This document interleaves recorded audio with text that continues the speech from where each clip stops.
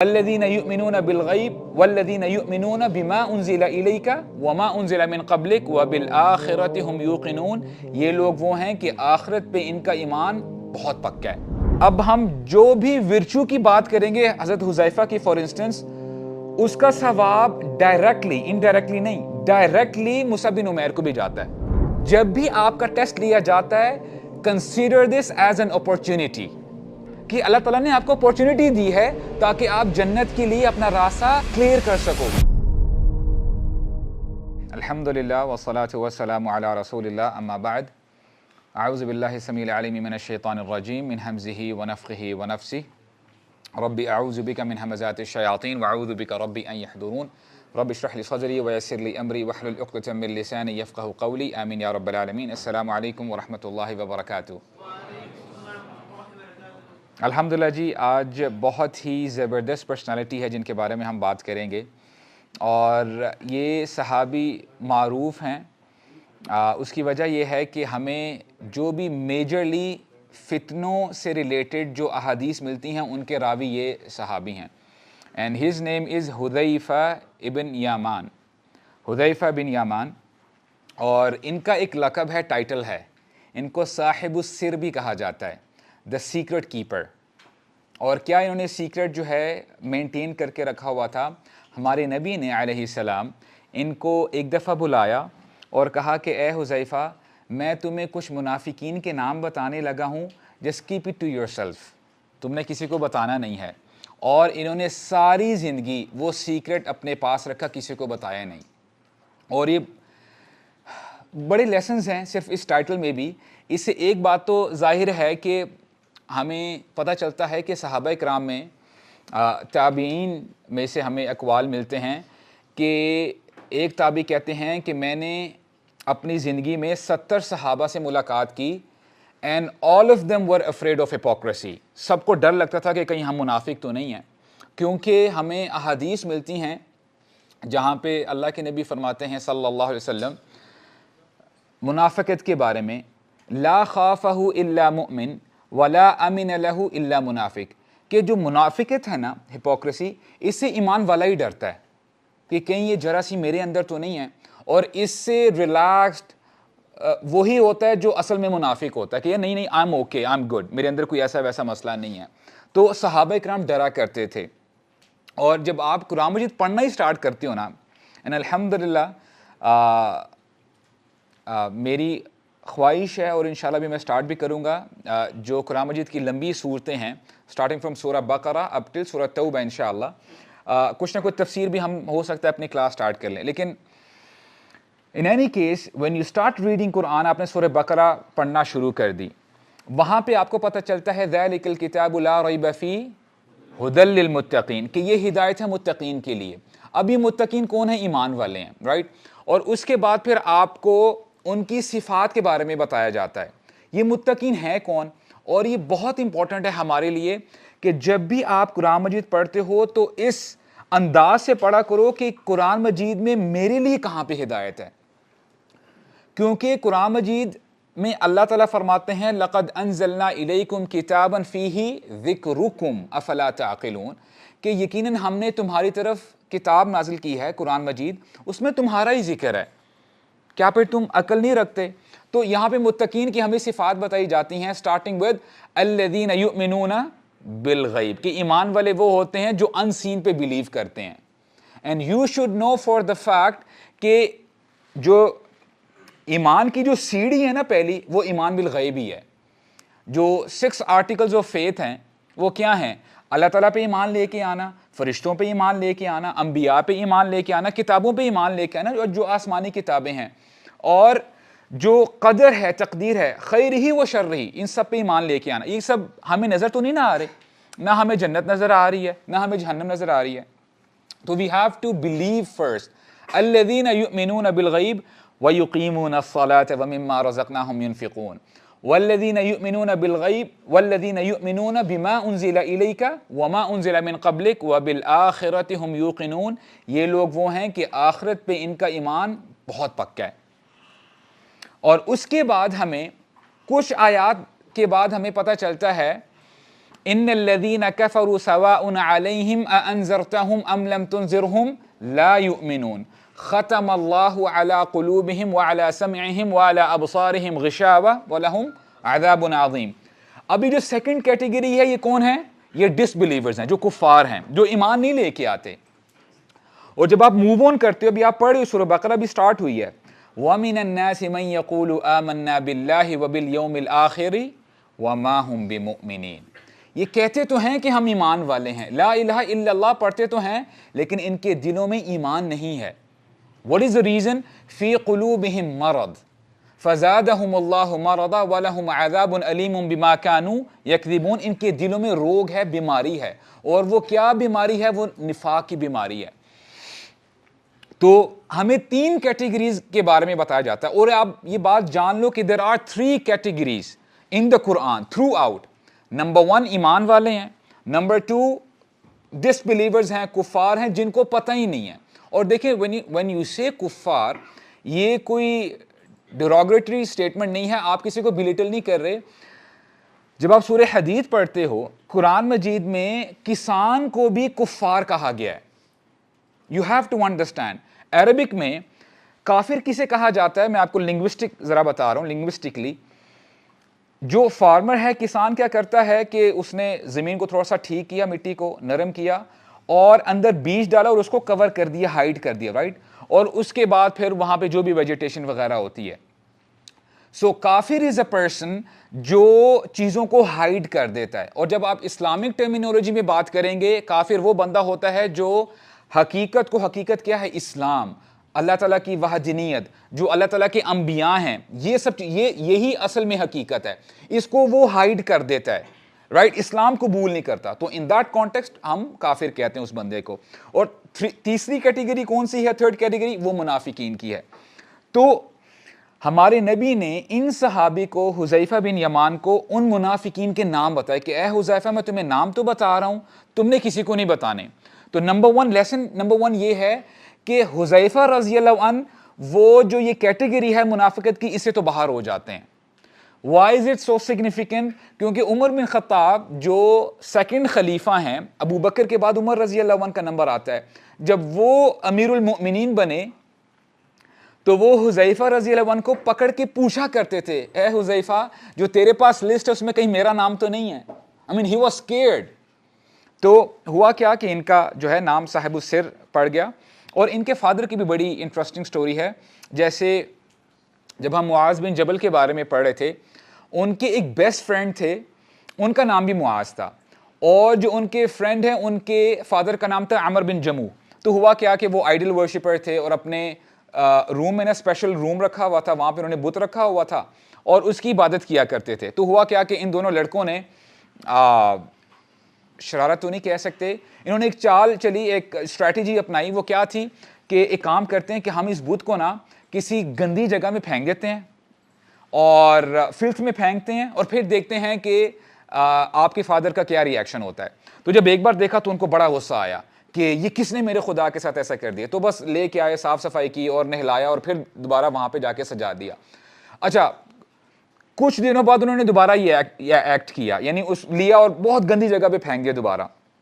تو اس طرح multiple time 2 to 3 Times کرنے کے بعد ان کے فادر نے کہا کہ یہ کیسا بت ہے، کیسا خدا ہے کہ یہ اپنی حفاظت خود نہیں کر سکتا، تو یہ مجھے کیا دے گا. تو بہرحال یہ ان کی چینج سٹوری تھی، ہی کنورٹڈ. اسی طرح حذیفہ رضی اللہ عنہ، ان کے فادر بھی، ان کا نام یمان، حذیفہ بن یمان، لیکن یمان ان کا اصلی نام نہیں ہے. Yaman it has come from the word Yemeni, Yemen, right. اور اصل میں جو عرب ہیں وہ یمن سے ہی آئے ہیں. تو ان کا اصل نام ہے حسیل بن جابر، حسیل، ہا سین یا لام، حسیل بن جابر.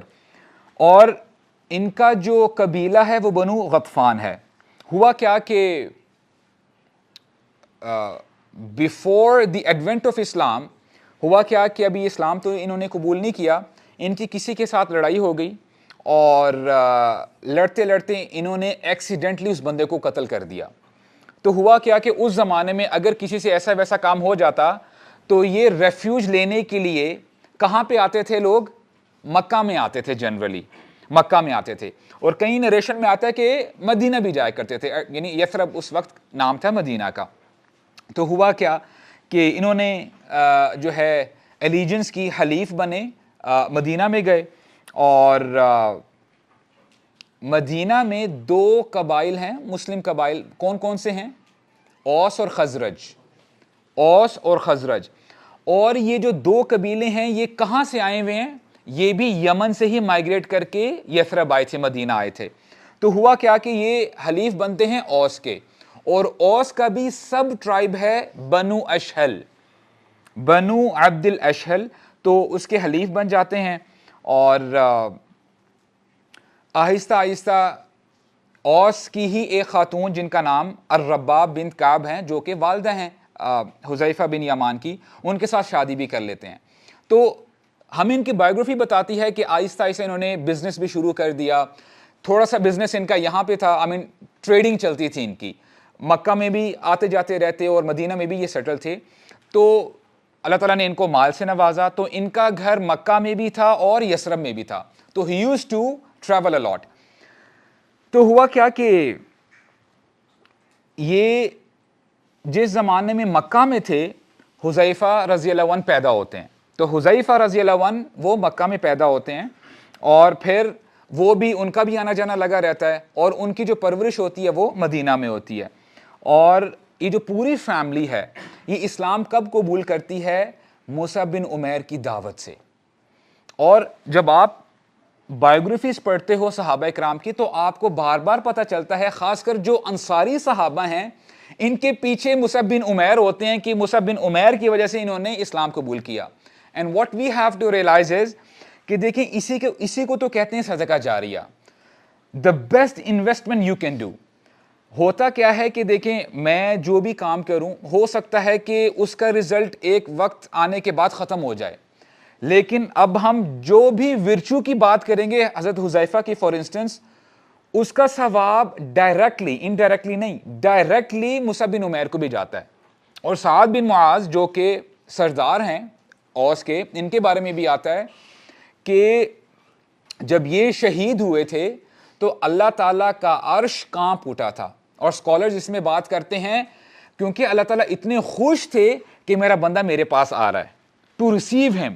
تو ان کے بھی جو بھی ورچو ہے، اللہ نوز بیسٹ، تھوڑا بہت تو ہمیں پتہ ہے، لیکن ان صحابہ اکرام کی بہت ساری زندگی کا حصہ وہ ہمیں نہیں پتا کہ ان کے پرائیویٹ لائف کیسے گزرتی تھی، ان کا ریلیشن اپنے رب کے ساتھ کیسا تھا۔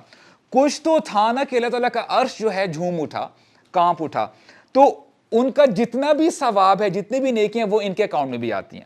تو یہ پوری فیملی بھی حضرت یمان اور حذیفہ رضی اللہ عنہ، الرباب بنت کعب اور باقی ان کے جو بہن بھائی ہیں ان کی وجہ سے اسلام قبول کرتے ہیں۔ تو ہوا کیا کہ جب مائگریشن کا وقت بہت قریب تھا، حضرت یمان اپنے بیٹے حذیفہ کے ساتھ مکہ میں تھے، تو اب وہ واپس جانے لگے ہیں مدینہ۔ تو ہوا کیا کہ ابو جہل نے روک لیا۔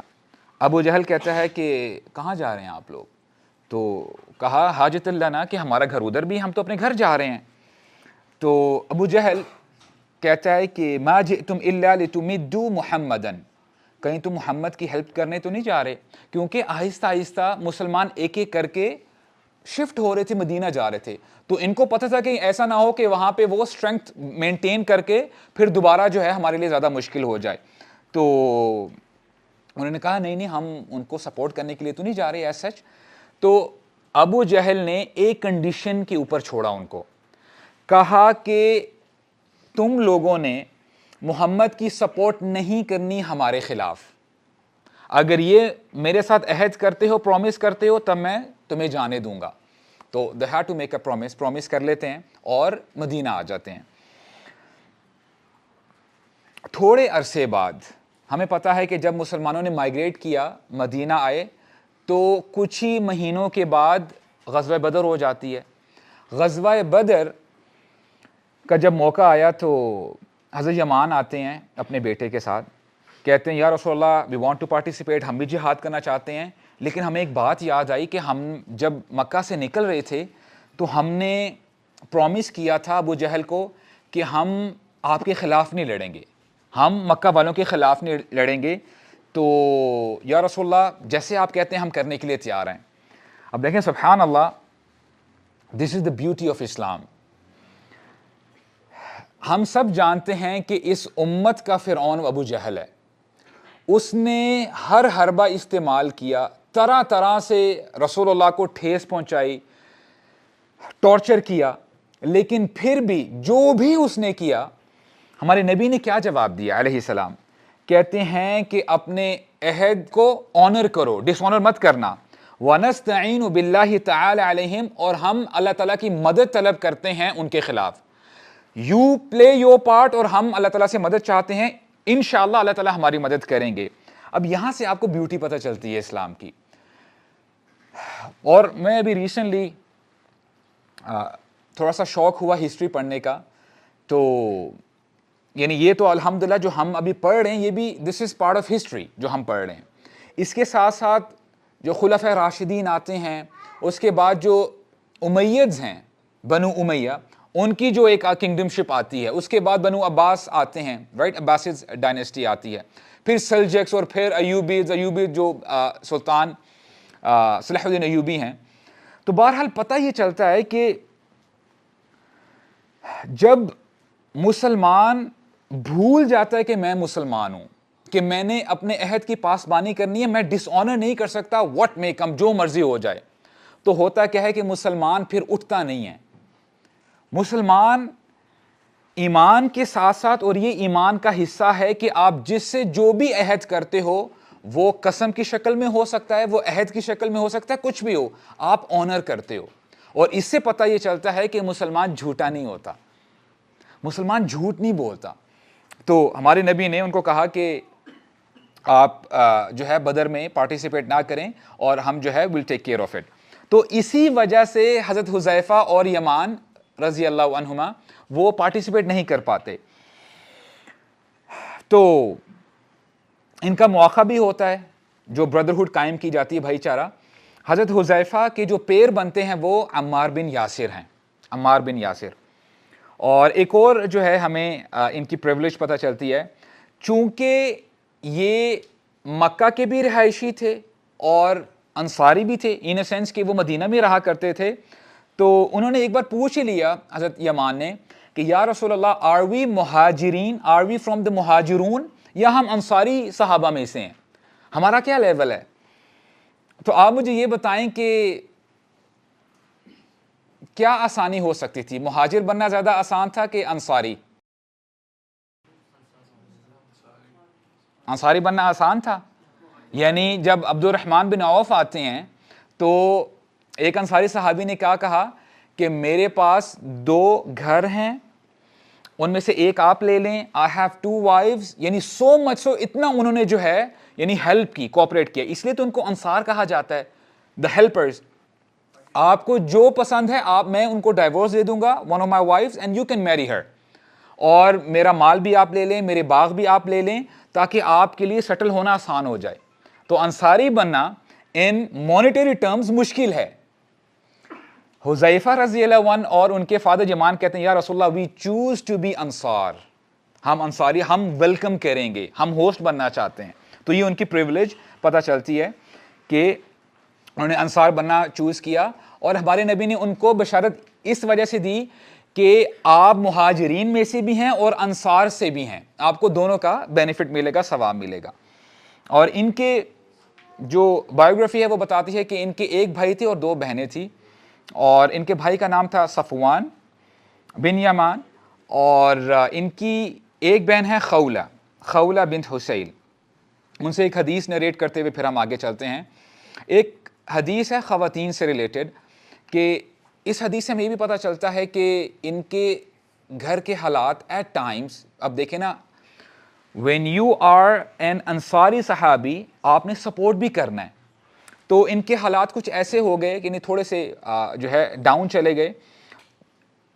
حضرت خولہ کہتی ہیں, آتی ہیں رسول اللہ کے پاس صلی اللہ علیہ وسلم, اور کہتی ہیں کہ یا رسول اللہ I have only one garment, میرے پاس ایک ہی کپڑا ہے, تو اگر اس میں بلڈ سٹین لگ جائے for example in the special days, تو کیا میں اس کو کنٹینیو کر سکتی ہوں پہننا؟ تو رولنگ کیا ہے؟ تو ہمارے نبی نے ان کو جو ہے تسلی دی، کہتے ہیں کہ if this is the case then you can wash your clothes, اور پھر آپ وہی کپڑے جو ہے استعمال کر سکتی ہیں اور آپ کنٹینیو کر سکتی ہیں۔ اور ایک اور ہمیں نریشن ملتی ہے، ان کی جو دوسری بہن ہیں حضرت حذیفہ کی، ہر نیم از فاطمہ بنت یامان، وہ کہتی ہیں کہ کچھ خواتین تھی صحابیات، وہ آتی ہیں رسول اللہ صلی اللہ علیہ وسلم کے پاس، اور ہمارے نبی اس وقت بس اس دنیا سے رخصتی کا وقت تھا ان کا، تو ان کو اتنا شدید بخار تھا کہ ابن مسعود کہتے ہیں کہ جب یہ سچویشن تھی ہمارے نبی کی، اگر کوئی بندہ ان کو ٹچ کر لیتا he would feel the burning sensation، یعنی ان کا ٹیمپریچر ہوا تھا۔ تو ہوا کیا کہ ان خواتین نے کیا دیکھا کہ جہاں پہ رسول اللہ لیٹے ہوئے تھے اس کے اوپر ایک پاٹ سا تھا جس سے پانی ہلکا ہلکا ٹپک رہا تھا، تاکہ تھوڑی بہت جو ہے ان کو آسانی ہو، بخار کم ہو جائے۔ تو حضرت فاطمہ کہتی ہیں یا رسول اللہ لو دعوت اللہ اذهب اللہ عنک ھذا، کہ اللہ کے نبی اگر آپ اللہ تعالیٰ سے دعا کریں ابھی تو اللہ تعالیٰ آپ سے یہ تکلیف لے جائیں گے، why don't you make دعا، آپ اللہ تعالیٰ سے دعا کیوں نہیں کرتے؟ تو یہ حدیث ہم نے پہلے بھی سنی ہے، مشہور حدیث ہے۔ ہمارے نبی نے جواب دیا اشد الناس بلاء الانبیاء، انسانوں میں سے سب سے زیادہ جس کو سیویئرلی ٹیسٹ کیا جاتا ہے، آزمایا جاتا ہے، وہ انبیاء ہیں، the prophets of Allah۔ ثم الذین یلونہم ثم الذین یلونہم، انبیاء کے بعد کن کی باری آتی ہے؟ جو رینک میں انبیاء کے بہت قریب ہوتے ہیں، جو کون ہیں؟ صالحون، شہداء، صدیقین۔ بات سمجھ میں یہ آتی ہے کہ جتنا بندہ ایمان والا ہوتا ہے، جتنا اس کے اندر ایمان ہوتا ہے، اللہ تعالیٰ اس کو اتنا ہی زیادہ ٹیسٹ کرتے ہیں۔ اور ہمارے ہاں تھوڑی سی کنفیوژن یہ ہے کہ جب ٹیسٹ سیویئر ہو جاتے ہیں تو شیطان وسوسہ ڈالتا ہے ہمارے ذہنوں میں کہ شاید یہ تیرے گناہ ہی ہیں، right, maybe Allah doesn't love you, لیکن یہ غلط کانسیپٹ ہے۔ It's not always like this۔ اللہ تعالیٰ اپنے بندوں کے رینکس کو ایلیویٹ کرنا چاہتے ہیں، اور ایک اور حدیث ابھی ہم پڑھیں گے انشاءاللہ، جب بندہ اپنے اعمال سے وہ رینک اچیو نہیں کر پاتا تو اللہ تعالیٰ اس کے اوپر اس طرح کی آزمائشیں ڈالتے ہیں، اور جب آزمائش ڈلتی ہے، جب وہ صبر کرتا ہے تو آٹومیٹیکلی اس کا رینک اوپر ہو جاتا ہے جنت کا۔ اور یہ بات بھی آپ جان لو، جنت صرف ایک لیول نہیں ہے، 100 درجات ہیں۔ جتنا بندہ نیچے لیول پہ ہوتا ہے وہاں پہ پاپولیشن زیادہ ہوگی، جیسے ہی اوپر جاتے رہو گے بندے کم ہوتے رہتے ہیں، رائٹ۔ تو یہ جو ہے حدیث ہے فاطمہ بنت یامان کی، اور ایک اور حدیث ہے سعد بن ابی وقاص رضی اللہ عنہ، وہ بھی فرماتے ہیں کہ میں نے ایک دفعہ پوچھا یا رسول اللہ ای الناس اشد بلاء، کہ اللہ کے رسول سب سے زیادہ کن لوگوں کو آزمایا جاتا ہے؟ قال الانبیاء، فرمایا انبیاء کو ٹیسٹ کیا جاتا ہے۔ پھر فرماتے ہیں ہمارے نبی ثم الصالحون، انبیاء کے بعد جو صالحین ہیں ان کو آزمایا جاتا ہے۔ ثم الامثل فالامثل، یعنی ان کے بعد پھر جو صالحین کی طرح ہوتے ہیں، یہ جن کا رینک بہت اچھا ہوتا ہے، ایمان میں پختہ ہوتے ہیں، ان کو آزمایا جاتا ہے۔ اور پھر ہمارے نبی فرماتے ہیں یبتلی الرجل علی حسب دینہ، بندے کو آزمایا جاتا ہے اس کے دین کے مطابق۔ the more of a strong believer you are the harder the test۔ یہ بات آپ جان لو، جتنا آپ کے اندر زیادہ ایمان ہے، brace yourself brothers، اتنا ہی آپ کو سیویرلی ٹیسٹ کیا جائے گا۔ ڈاکٹر اسرار احمد کہتے تھے نا کہ بلکہ یہ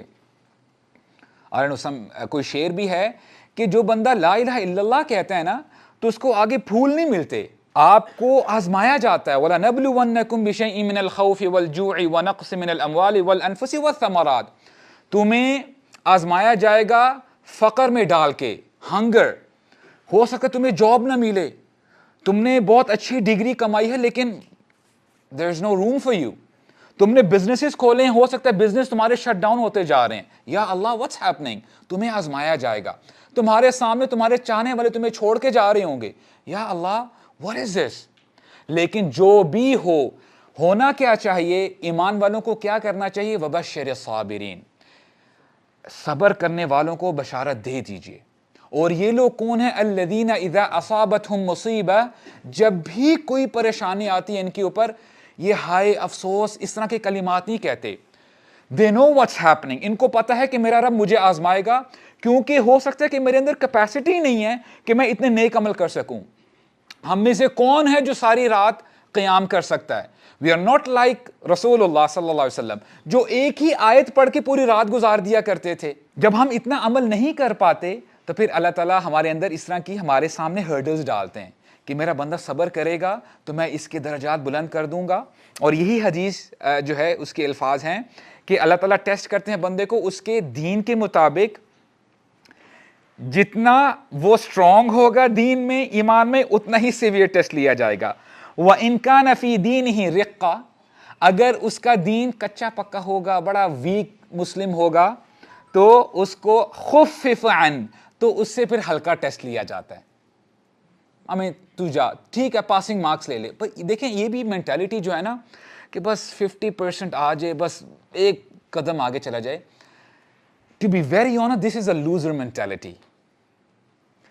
مجھے وہ واقعہ یاد آ گیا کہ ایوب سختیانی رحمہ اللہ وہ جب نماز پڑھا کرتے تھے قیام اللیل، تو اور یہ بات بھی جان لیں، دیکھیں جو بندہ راتوں کو نماز پڑھتا ہے نا، اٹس ناٹ نیسیسری کہ صبح وہ پھر ظہر کے وقت تک سوتا رہتا ہے، نہیں، وہ اب رواج ہوا ہے کہ 12-1 بجے اٹھنا، 2 بجے اٹھنا، پھر اپنی روٹین کو کرنا، ساری رات جاگے رہنا۔ اور ہم جاگتے بھی ہیں تو کیا کر رہے ہوتے ہیں؟ جو ہمارے بڑے تھے، سلف صالحین تھے، وہ راتوں کو جاگا کرتے تھے اور صبح محنت کیا کرتے تھے، استغفار کیا کرتے تھے۔ جب وہ قیام اللیل کر رہے ہوتے تھے، جب تھوڑی سی تھکاوٹ محسوس ہوتی تو انہوں نے اپنے ساتھ ایک چھڑی رکھی ہوتی تھی، چھڑی پکڑتے تھے اور اپنے ٹانگوں پہ ٹیپ کرتے تھے کہ تو ابھی سے تھک گئی ہے، تجھے تو نبی کا ساتھ چاہیے، تجھے تو صحابہ کرام کا ساتھ چاہیے، تو ایسے نہیں کام چلے گا، بی بریو۔ اور پھر جو ہے اپنے قیام کو لمبا کیا کرتے تھے، meaning you have to work hard. تو جو ایمان میں کمزور ہوتے ہیں تو ان کا ٹیسٹ بھی بڑا ویک لیا جاتا ہے۔ البلاء بالمؤمن حتى يمشي على الارض وليس عليه خطيئة، اور اللہ تعالیٰ اتنے غفور الرحیم ہے۔ اب now you will understand the concept.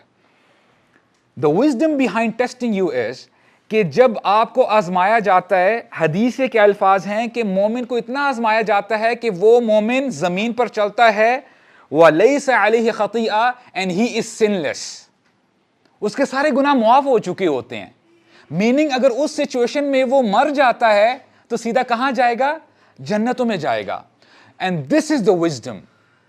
جب بھی آپ کا ٹیسٹ لیا جاتا ہے، consider this as an opportunity, کہ اللہ تعالیٰ نے آپ کو اپرچونٹی دی ہے تاکہ آپ جنت کے لیے اپنا راستہ ذرا کلیئر کر سکو۔